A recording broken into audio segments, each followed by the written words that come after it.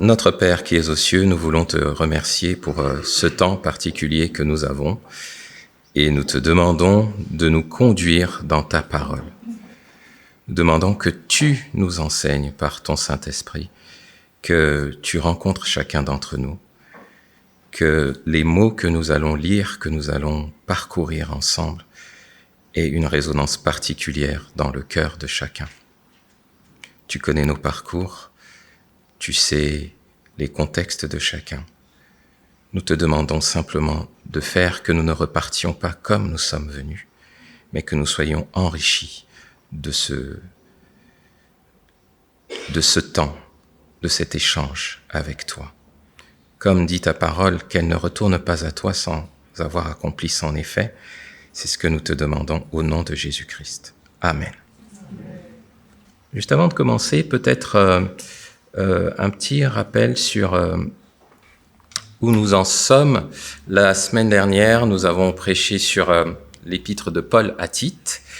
Et pour donner un peu de contexte, ce n'est pas la seule prédication que nous avons donnée sur cette épître-là. Nous en avons donné d'autres. Nous sommes sur une série que nous avons identifiée avec Paul et Lionel qui nous a semblé bonne pour l'Église. Une série de prédications pour accompagner l'Église dans ce temps de transition pastorale, puisque nous avons, pour ceux qui l'auraient perdu de vue, un temps, on va dire, limité avec notre frère Paul, puisque à fin août, il va rejoindre une autre assemblée et il sera remplacé par notre frère Yann, qui prendra sa suite. Et il nous a semblé bon d'accompagner l'assemblée avec une série de messages qui stimulent la réflexion et qui permettent de se poser la question sur qu'est-ce qu'une église selon la volonté de Dieu et aborder les questions notamment de la vie d'église, à quoi ressemble un dirigeant d'église. Donc la première prédication que nous avions eue à ce sujet parlait de comment choisir des anciens selon la volonté de Dieu. Il y a eu une deuxième prédication donnée par Paul sur le but de l'enseignement dans l'Église. Et la troisième prédication, c'était dimanche dernier, qui parlait de savoir être et savoir transmettre la parole de Dieu autour de soi. On aurait pu y donner un autre titre, tout simplement, comment vivre une vie digne de Dieu. Alors aujourd'hui, donc, on est sur la 4e de cette série. Et dans cette série, nous allons lire immédiatement, si vous voulez bien, dans l'épître de Tite, à partir du chapitre 2, du verset 11 au verset 15. Tite, chapitre 2, du verset 11 au verset 15.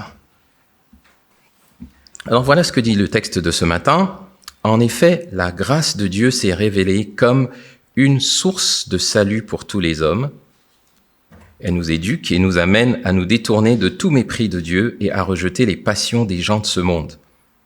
Ainsi, nous pourrons mener, dans le temps présent, une vie équilibrée, juste et empreinte de piété, en attendant que se réalise notre bienheureuse espérance, la révélation de la gloire de Jésus-Christ. Notre Dieu est sauveur. Il s'est livré lui-même pour nous afin de nous délivrer de toute désobéissance et de faire de nous, en nous purifiant ainsi, un peuple qui lui appartienne et qui mette toute son ardeur à accomplir des œuvres bonnes. Voilà ce que tu dois enseigner et dans quel sens il te faut encourager et reprendre les gens. Fais-le avec une pleine autorité, que personne ne te traite avec mépris. Ici, le texte que nous allons méditer ce matin. Alors, tout d'abord, il me paraît utile de faire un lien entre ce texte et le précédent. Pourquoi ? Parce que le texte que nous avons lu commence par « en effet ». Autrement dit, il est fortement lié à ce qui est dit avant. Et puis, ça se termine au verset 15, comme vous avez pu le voir. Ça dit « Voilà ce que tu dois enseigner ». Ce qu'il faut dire, c'est que la prédication de dimanche dernier a couvert une partie d'un texte, mais en fait, tout ce que Paul recommandait à Tite comme enseignement se poursuit dans le texte de ce matin. C'est pourquoi le verset 15 se termine par « Voilà ce que tu dois enseigner ». Donc, on est vraiment dans un enseignement logique par rapport à ce qui a été prêché la semaine dernière. La semaine dernière, comment vivre une vie digne de Dieu. C'était le thème, si on peut dire, de l'enseignement, mais c'était pas seulement comment vivre une vie digne de Dieu. Je pense que le texte que nous avons parcouru la semaine dernière a aussi abordé dans quel but vivre une vie digne de Dieu. Et pour vous faire un petit rappel, si je relis les versets 5 de ce même chapitre, ça disait au verset 5, « Ainsi, la parole de Dieu ne sera pas discréditée. » Si je lis au verset 8, ça disait « Afin que même nos adversaires ne trouvent aucun mal à dire de nous. » Et si je lis au verset 10, ça dit « Ainsi, ils rendront attrayant l'enseignement de Dieu, notre Sauveur. » Grosso modo, Paul a donné des instructions à Tite. Il lui a demandé d'enseigner toutes les catégories d'âge de l'Église, ou du moins de s'assurer qu'elles sont toutes enseignées, mais surtout qu'elles mettent en pratique l'enseignement de Dieu pour un but particulier. Et ce but, ça tourne en général autour de la parole de Dieu. Il faut que la parole de Dieu ne soit pas discréditée. Il faut que ceux qui dispensent la parole de Dieu soient inattaquables. Et surtout, il faut que l'enseignement de Dieu soit rendu attrayant auprès de ceux qui sont hors de l'Église. Le but, c'est vraiment de faire la promotion, d'être la vitrine de l'enseignement de Dieu auprès du monde. Les croyants sont les représentants ou les commerciaux, si vous voulez, de l'Évangile auprès du monde extérieur. Et comment ils vendent l'Évangile? Par leur manière de vivre. Plus que par leur discours. En l'occurrence, dans la prédication de la dernière fois, ils étaient exhortés à soigner ce qu'ils disent, mais pas seulement ce qu'ils disent, c'est ce qu'ils font et aussi comment ils travaillent pour que l'Évangile rayonne. Dans le texte de ce matin, qui commence par « en effet », je nous propose que ce texte, en fait, réponde non plus à comment et dans quel but vivre l'Évangile, ou du moins vivre d'une manière digne de Dieu, mais répond simplement à la question « Pourquoi faut-il vivre d'une manière digne de Dieu ?» À la différence du premier, je répète, c'était comment et dans quel but.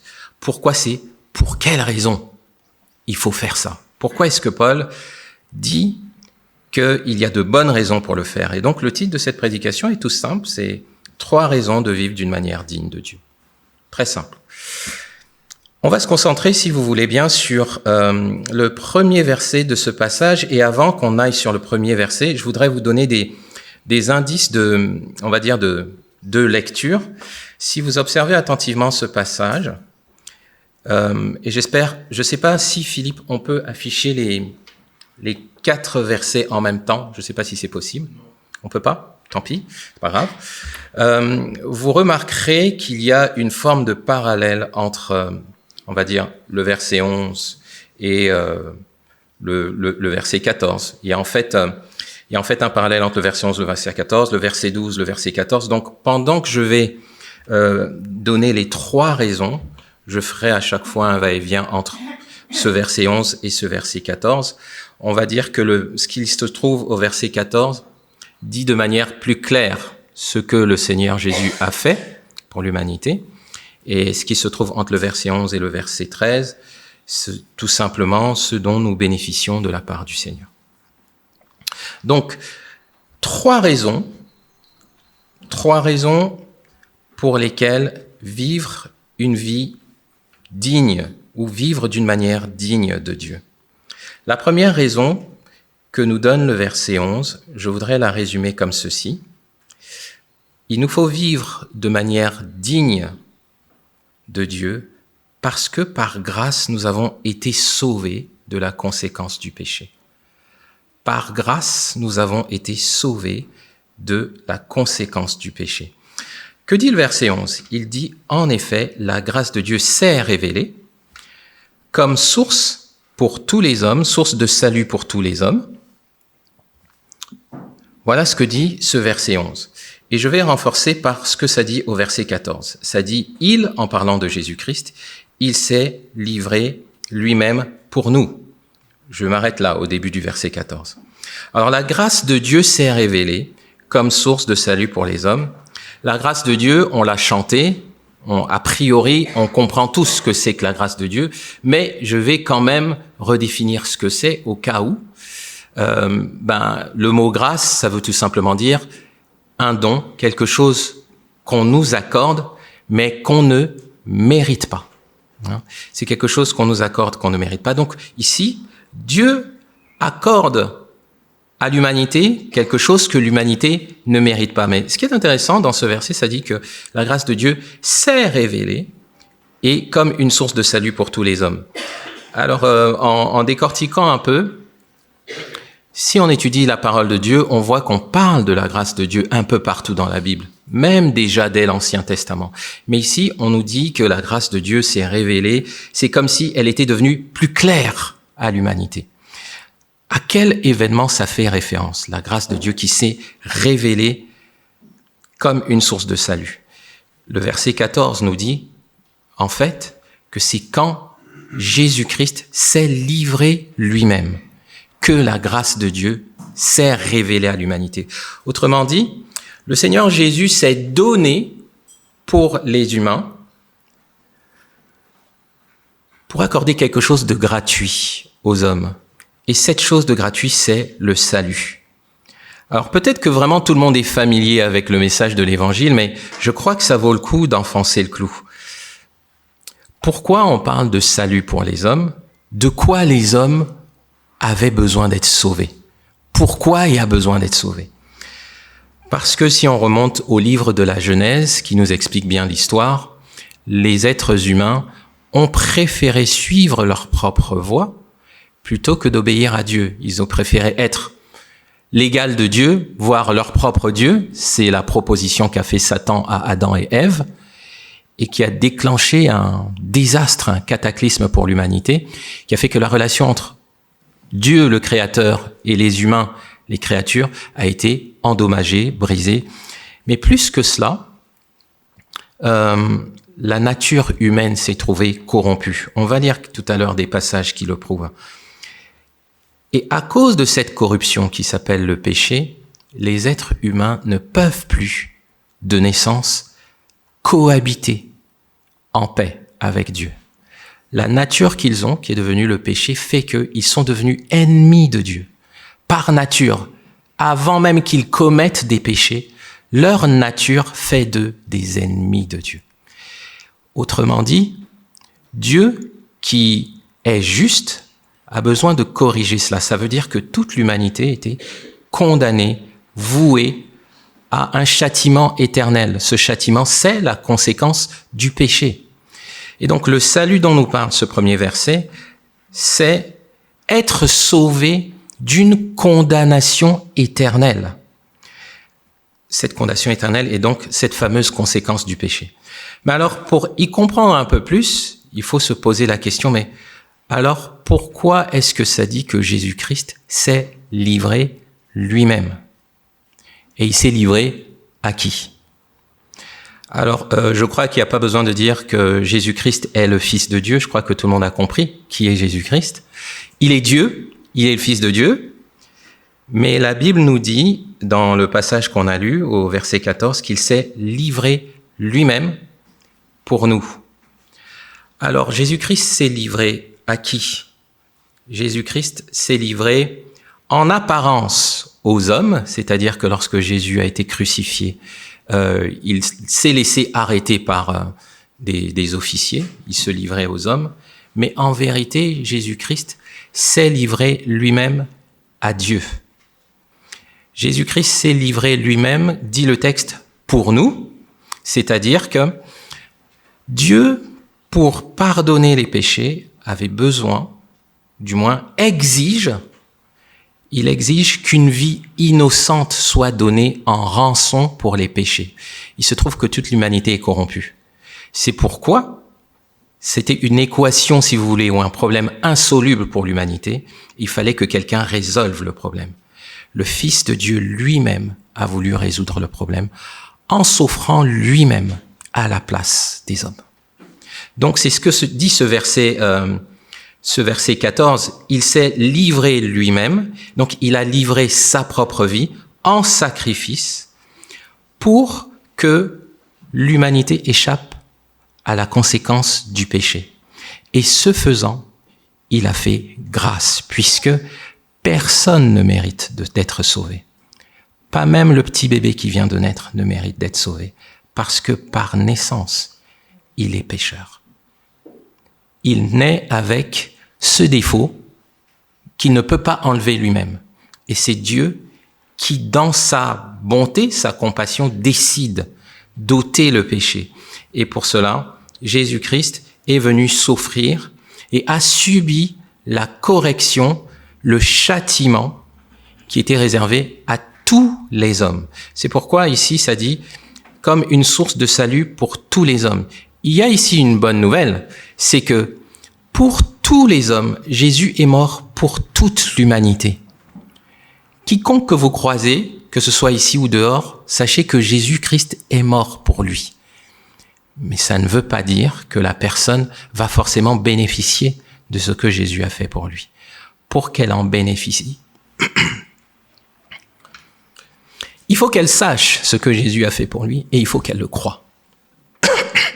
C'est pourquoi Paul a demandé à ce que les chrétiens vivent une vie digne de Dieu, parce qu'elle va attirer l'attention des non-croyants sur l'évangile. Et donc, Paul explique que ça vaut le coup. Les raisons de le faire, c'est parce que si nous menons une vie digne de l'évangile, on va aider les gens à comprendre que le Fils de Dieu, par grâce, s'est donné à la place de tous les êtres humains qui, eux, méritaient la punition. Donc, la première raison qui fait que nous devons mener une vie digne de l'évangile ou digne de Dieu, c'est que, par grâce, nous avons été sauvés de la conséquence du péché. Quiconque nous entoure et ne connaît pas Dieu, le salut lui est offert. Il lui est offert la possibilité d'échapper à une condamnation qui sera éternelle et définitive. Pour ça, il faut qu'il soit conscient de ce que Jésus a fait. Et notre vie est appelée à être le miroir de ce que Jésus a fait. Lorsque on voit notre vie, lorsqu'un non-croyant voit notre vie, consciemment ou inconsciemment, il doit percevoir que nous aussi, nous avons été sauvés d'un châtiment éternel. J'aimerais nous poser la question. Comment se matérialise dans notre quotidien le fait que nous avons échappé, si nous avons cru à Jésus-Christ? Comment ça se manifeste dans notre quotidien le fait que nous savons que nous n'allons pas aller en enfer? Comment ça se manifeste dans nos habitudes de tous les jours? Comment ça se manifeste dans le rapport que vous avez à la mort?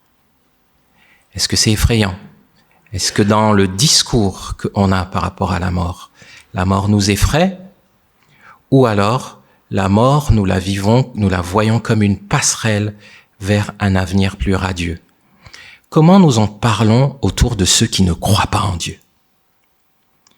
Cette réalité-là que nous avons échappé à un châtiment éternel doit se voir, même dans notre façon de parler, dans nos attitudes. Alors c'est plus facile à dire qu'à faire. Et pourtant, c'est notre attitude, nos paroles, notre comportement qui va interpeller autour de nous. Donc ça, c'est pour ce premier point.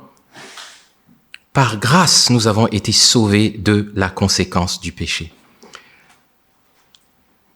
Paul continue, il dit, en parlant de la grâce de Dieu, il dit, la grâce de Dieu nous éduque et nous amène à nous détourner de tout mépris de Dieu et à rejeter les passions de ce monde. Alors, qu'est-ce que ça peut vouloir dire ça? Je pense que cette partie du passage introduit ce deuxième point. C'est que par grâce, nous sommes sauvés de l'influence du péché. Je rappelle la différence avec le premier point. Par grâce, nous avons été sauvés. Je parle de quelque chose qui s'est déjà fait, de la conséquence du péché. Et maintenant, Paul parle d'être sauvé au temps présent de l'influence ou du pouvoir du péché. Je vais relire ce verset. Verset 12. La grâce de Dieu, donc, elle nous éduque et nous amène à nous détourner de tout mépris de Dieu et à rejeter les passions de ce monde. Je vais même plus loin. Ainsi, nous pourrons mener dans le temps présent une vie équilibrée, juste et empreinte de piété. Alors, si on veut éclairer ce verset 12, je vous invite à faire un saut au verset 14. Au verset 14, ça dit « Il s'est livré lui-même pour nous ». Et ensuite, ça dit « afin de nous délivrer de toute désobéissance et de faire de nous, en nous purifiant ainsi, un peuple qui lui appartienne et qui mette toute son ardeur à accomplir de bonnes œuvres. » Ces deux versets-là, le verset 12 et le verset 14, et cette deuxième partie du verset 14, disent sensiblement la même chose. On va essayer de s'en rendre compte. Ça nous dit que la grâce de Dieu nous éduque et nous amène à rejeter ou alors nous amène à nous détourner d'eux. Autrement dit, être conscient de ce que Jésus a fait pour nous, qu'il s'est livré lui-même à notre place, c'est-à-dire volontairement, consciemment, intentionnellement, le fait de savoir ça, ça change notre façon de penser. C'est censé changer notre façon de penser, c'est censé changer notre façon de nous comporter. C'est pour ça que Paul dit que ça nous éduque et ça nous amène à faire certaines choses. Alors, les choses que ça nous amène à faire, au verset 12, ça dit que ça nous amène à nous détourner du mépris de Dieu. Qu'est-ce que c'est le mépris de Dieu? Des mots qui, somme toute, a priori, on sait ce que c'est, mais prenons un petit peu le temps de regarder de quoi Paul parle. Lorsqu'on parle de mépris de Dieu, c'est un terme qui est rendu dans certaines versions de la Bible par le mot impiété. Le mot impiété, ça veut dire le manque de respect pour Dieu, le fait de ne pas tenir compte de Dieu, de ses commandements, de sa parole ou de son existence. Avoir du mépris pour Dieu, c'est ça. C'est ne pas avoir du respect pour Dieu. C'est parfois même être athée, penser qu'il n'existe pas. Ou alors dire, je n'ai pas besoin de Dieu. Ou même si Dieu a dit ça, ça m'est égal. Je ne veux pas le savoir.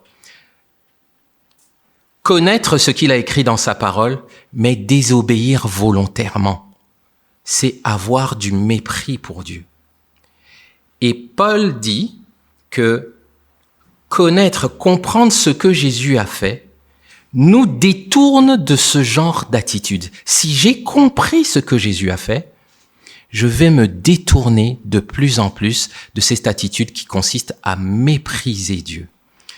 Le mépris de Dieu, c'est la condition naturelle de l'humanité qui a péché et qui ne cherche pas Dieu et qui ne fait pas ce qui paraît juste à Dieu, ou encore qui n'est même pas juste aux yeux de Dieu. L'Écriture a plusieurs passages qui en parlent. Si on peut lire dans le psaume 14 au verset 3, voilà ce qui est écrit. « Ils se sont tous égarés, tous sont corrompus, aucun ne fait le bien, même pas un seul. » On peut encore lire ça dans le psaume 54. « Ils se sont tous fourvoyés, tous sont corrompus, et aucun ne fait le bien, pas même un seul. » Et on peut aller plus loin si on lit dans le texte de Romains au chapitre 3, c'est-à-dire que l'apôtre Paul, cette fois, c'est lui qui écrit, c'est plus le psalmiste, mais il reprend exactement ces termes, mais il décrit les choses de façon peut-être un peu plus précise, donc je vais essayer de le lire aussi avec vous. Romains chapitre 3, du verset 10 au verset 12.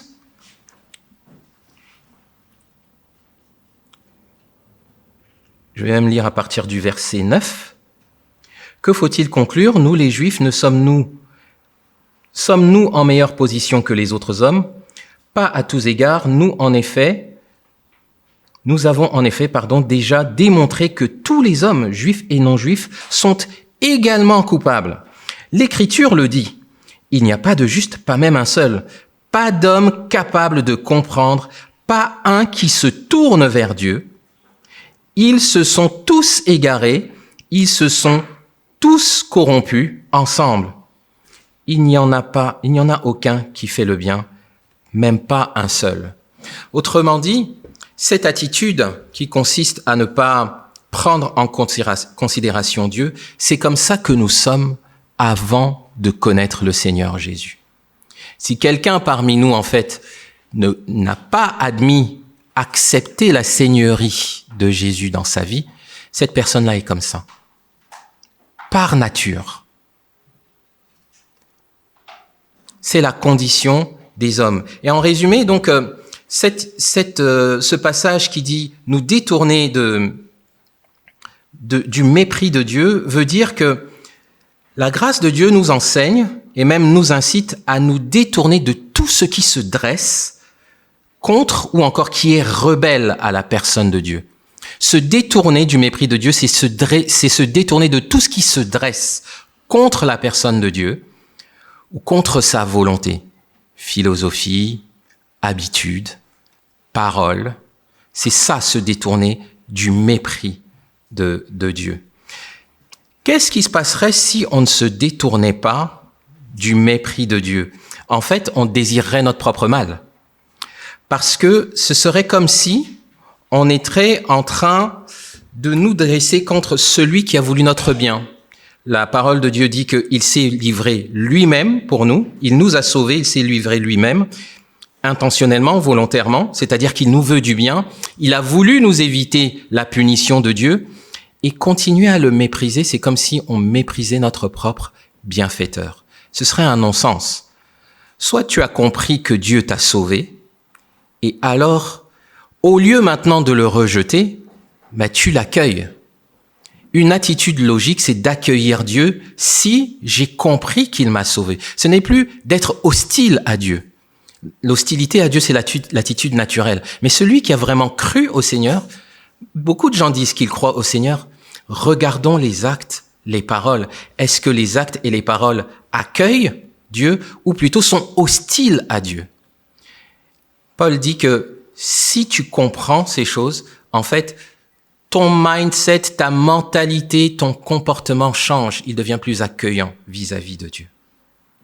Nous sommes incités à nous détourner de ce qui se dresse contre Dieu parce que sa grâce nous fait réaliser qu'il est bien disposé envers nous et qu'il est résolu depuis toujours à nous faire du bien, à faire le bien que nous ne méritons pas et à nous épargner le mal que nous méritons. Ça, c'est ce que dit une partie de ce verset 12. Nous détourner du mépris. Et puis, donc, ici, il s'agit de se détourner de ce qui est contre Dieu, de ne plus être hostile à sa volonté. Mais la deuxième partie du verset 12 dit « rejeter les passions des gens de ce monde ». Alors, c'est intéressant lorsqu'on regarde aussi cette histoire des passions de ce monde. Dans certaines versions, vous avez les convoitises mondaines. Ça correspond à des désirs insensés qu'a l'homme qui ne connaît pas le Seigneur. L'homme qui est livré à lui-même a toutes sortes de désirs. Le désir, par exemple, d'être son propre Dieu, c'est un de ses désirs, ou encore les désirs de sa propre chair.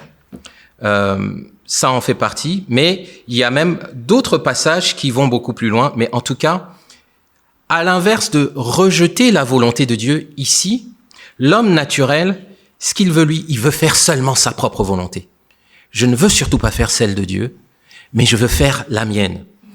Et Paul dit que si tu comprends ce que Jésus a fait pour toi, tu ne vas plus te comporter comme quelqu'un qui veut seulement faire ce qu'il veut de sa propre vie. Tu ne vas plus considérer tes seuls désirs comme tout ce qui compte. C'est ce que veut dire rejeter les passions des gens de ce monde.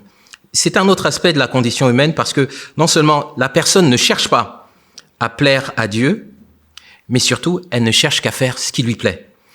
Je vous invite à lire, si vous voulez bien, dans Ésaïe, au chapitre 53, verset 6, qui dit ceci.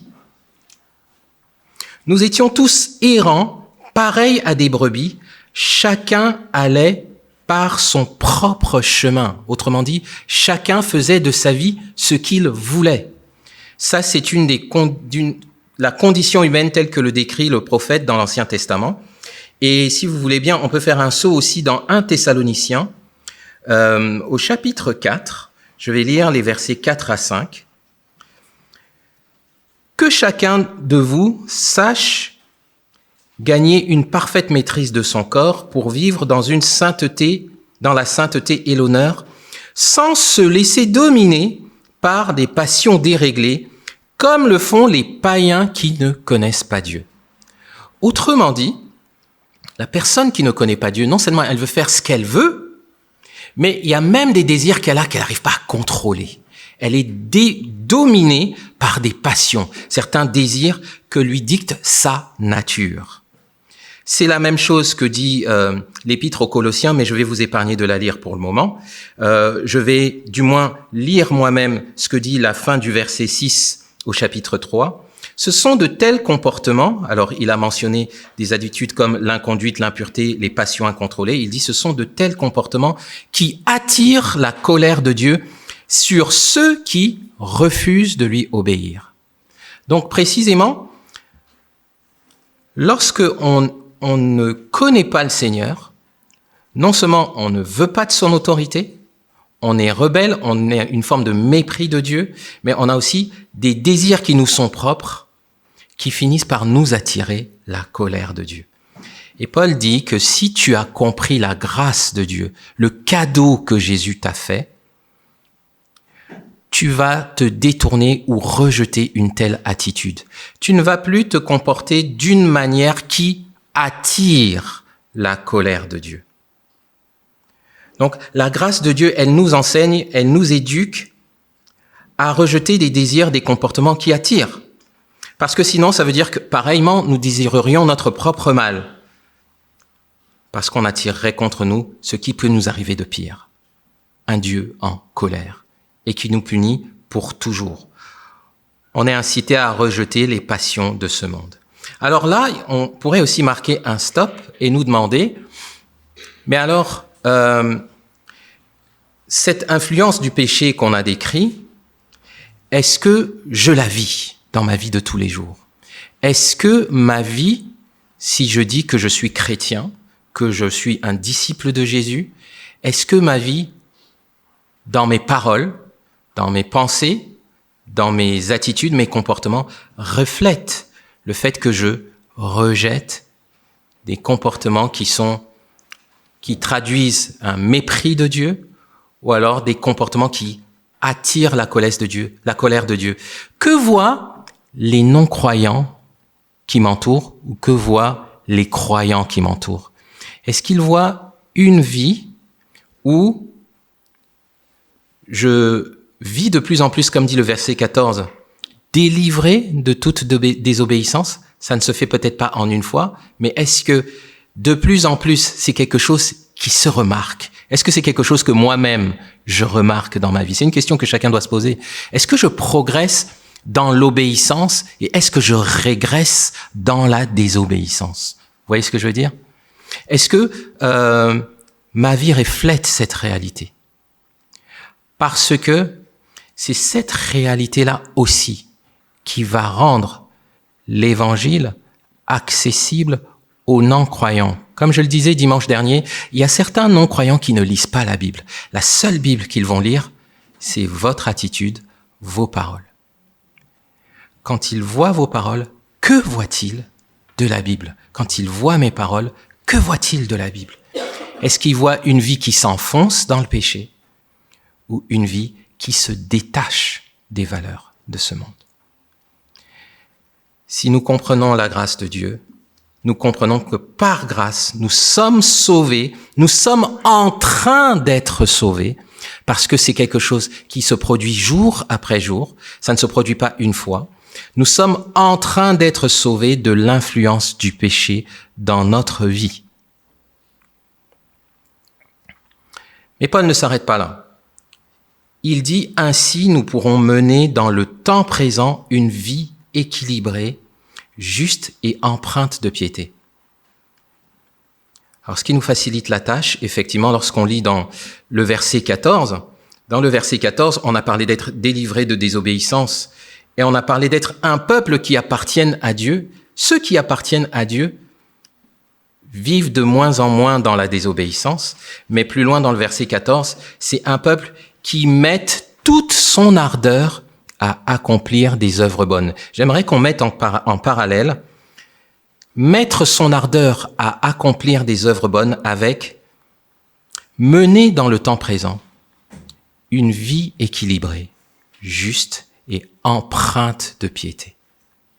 Plutôt que de mener une vie qui est contrôlée par les passions de notre vieille nature, j'en avais envie, je le fais, c'était plus fort que moi, il fallait que je le fasse, ça devient une vie qui est contrôlée par l'Esprit de Dieu. On vit dans l'obéissance progressivement, de plus en plus, l'obéissance à l'Esprit de Dieu, en vue d'accomplir des choses qui plaisent à Dieu, des œuvres bonnes. Une vie équilibrée, c'est une vie qui est dirigée par l'Esprit de Dieu. Elle n'est plus dirigée par nous-mêmes.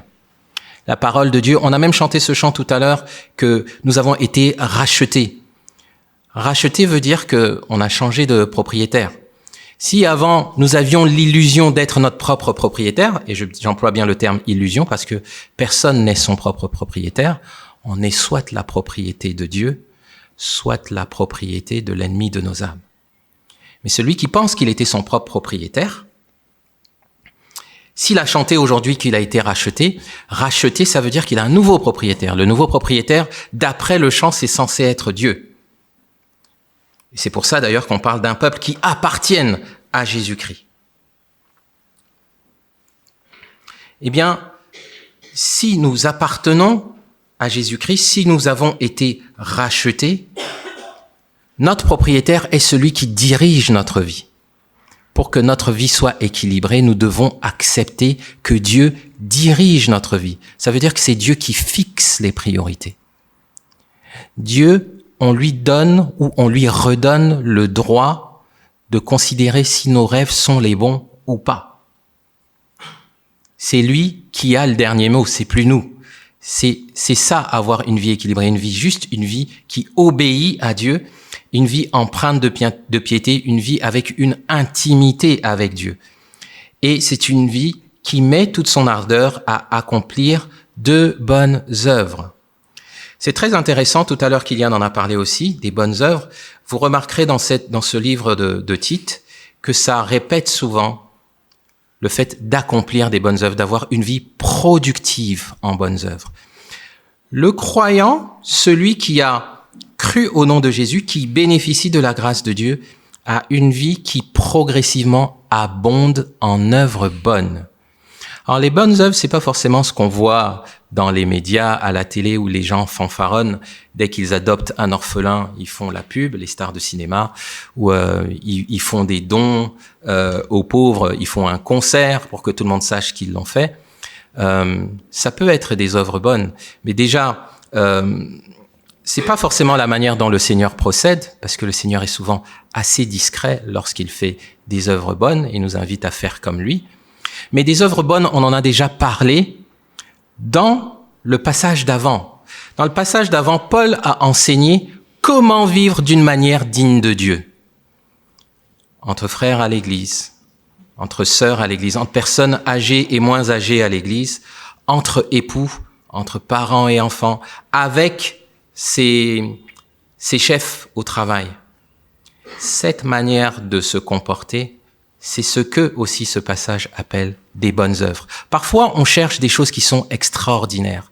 Les bonnes œuvres, c'est aussi les bonnes attitudes, ce qui glorifie le Seigneur. Ce sont des bonnes œuvres. Et la vie de celui qui a cru au Seigneur Jésus doit être remplie d'œuvres bonnes. Lorsque tu regardes à ton quotidien, lorsque tu te demandes, est-ce que j'ai vraiment cru au nom du Seigneur Jésus? Qu'est-ce qui me le prouve? il doit y avoir certaines choses qui te font dire ah oui, ça j'ai fait ça, c'est à cause du Seigneur. C'est parce que je crois au Seigneur que j'ai fait comme ça. Les autres ont pas compris. Moi j'ai préféré faire comme ça. Ah ben ça m'a fallu d'être bizarre devant les gens, mais je sais en qui j'ai cru. Si on a un minimum d'interaction avec des non-croyants, on peut pas y échapper. Ou alors il faut se demander qu'est-ce que vous faites de votre foi? Est-ce que vous la cachez? Est-ce que vous la vivez vraiment? On ne dit pas qu'il faut faire la pub de sa foi, mais c'est le Seigneur qui dit que la lumière, elle n'est pas faite pour être mise sous le boisseau. Elle est faite pour briller. Si nous croyons vraiment, les non-croyants vont le voir. Je me souviens, dans une expérience professionnelle comme ça, je sortais d'un travail où j'étais tout feu tout flamme. Je disais à tous mes collègues que j'étais chrétien. C'est-à-dire qu'on avait des débats, je cachais pas mes points de vue sur la foi. Ça m'a valu pas mal d'ennuis, c'est vrai. Le travail d'après, je me suis dit, on va la jouer un peu plus discret. Je disais rien. Mais bon, peut-être que je chantonnais, je sais pas, je me rends pas compte. Il arrive que je chantonne. Mais une fois, il y a une collègue qui vient me voir, elle me dit, alors Alex, toi, comme tu es chrétien, évangélique, on n'avait jamais parlé de ça. J'ai regardé, j'ai dit, mais comment tu sais? Elle a juste souri. Elle n'était pas chrétienne, mais elle avait discerné que dans mes attitudes, celui-là, c'est un chrétien. Ça finit par se voir, même involontairement. Alors, c'est pas pareil pour tout le monde, mais moi, je sais que je n'avais rien fait pour le montrer. Et peut-être même que j'avais tout fait pour ne pas le montrer. Mais ça se voyait quand même. Et je pense que ça transpire, si vous voulez. La troisième raison, et on va terminer avec celle-ci, la troisième raison pour laquelle nous devons vivre une vie digne de Dieu, c'est que nous allons en définitive être sauvés de la présence continuelle du péché. On finira par être sauvés de la présence continuelle du péché. À un moment donné de nos vies, on ne sera plus, si on a cru à Jésus-Christ, exposé au péché. Pour le moment, nous vivons dans un monde déchu. Il y a le péché, il faut faire avec, donc il faut lutter contre son influence. Mais il y a dans ce passage une promesse réjouissante, quelque chose que nous attendons, et c'est le verset 13 qui nous le dit, en attendant que se réalise notre bienheureuse espérance, la révélation de la gloire de Jésus-Christ, notre grand Dieu et Sauveur. Ce que dit ce verset, c'est que Jésus-Christ, qui est venu une première fois, reviendra, et lorsqu'il reviendra, nous verrons sa gloire. Mais ce que ne dit pas ce passage, mais que disent d'autres passages de la Bible, c'est que lorsque Jésus-Christ reviendra, tous ceux qui auront placé leur confiance en Jésus seront changés. Leur corps même changera. Ils tomberont plus malades. Ils mourront plus. S'ils étaient morts, ils vont se réveiller. Et ils ne pécheront plus. Le péché n'aura plus de prise. Ils ne lutteront plus contre le péché. Le péché sera définitivement anéanti de leur vie. C'est l'événement que tout croyant devrait inscrire quelque part dans son calendrier en disant « Je veux être prêt pour ce jour ». C'est l'événement qu'on devrait tous attendre, plus que non attendu les supporters du PSG avec la... On devrait attendre ça plus. C'est l'événement le plus important aujourd'hui si on n'a pas raté le premier. Il faut surtout pas rater le premier. La première venue, c'est le passeport pour la deuxième venue.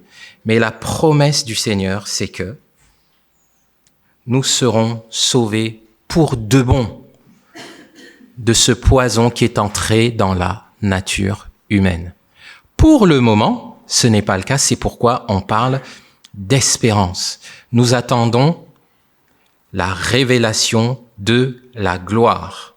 Nous avons vu, ou on nous a témoigné de la révélation de la grâce, mais maintenant, nous attendons la révélation de la gloire.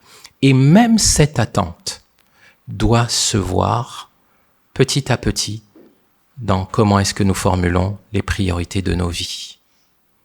Qu'est-ce qui est important dans nos vies? On n'a pas dit que vivre sur la terre, c'est pas important. Mais si ça, c'est une priorité, elle doit influencer comment nous gérons notre quotidien.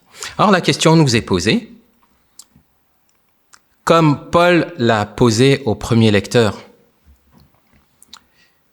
Comment se reflète la grâce de Dieu dans ta vie? Est-ce que sauver de la conséquence du péché, c'est une réalité qui est déjà présente dans ta vie? Tu es déjà sauvé? Si tu ne l'es pas, il est possible de régler ce problème. Jésus est déjà venu, le salut est disponible pour tous les hommes, mais il faut le recevoir. Est-ce que tu mènes ta vie d'une manière qui est cohérente avec la grâce et en lutte avec le péché, ou est-ce que tu collabores avec le péché? Est-ce que tu es confronté au péché ou est-ce que tu collabores? Nous devons mener une vie où on se sépare petit à petit du péché, parfois même d'une manière très flagrante, mais c'est plutôt petit à petit en général. Mais résolument une vie de séparation. Et enfin, est-ce que tu vis une vie d'espérance? Voilà comment nous questionne ce texte et comment est-ce que, en Église, nous sommes appelés à vivre une vie, ou du moins pourquoi nous sommes appelés à vivre une vie digne de Dieu. Voilà pour notre méditation de ce matin.